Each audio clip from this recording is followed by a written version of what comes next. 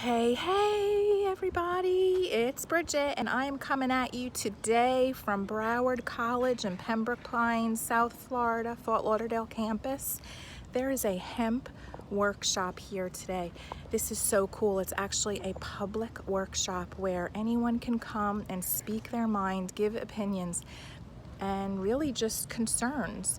The state of Florida is being really forward thinkers, and they have arranged this workshop to hear from growers and farmers and cultivators and manufacturers and distributors.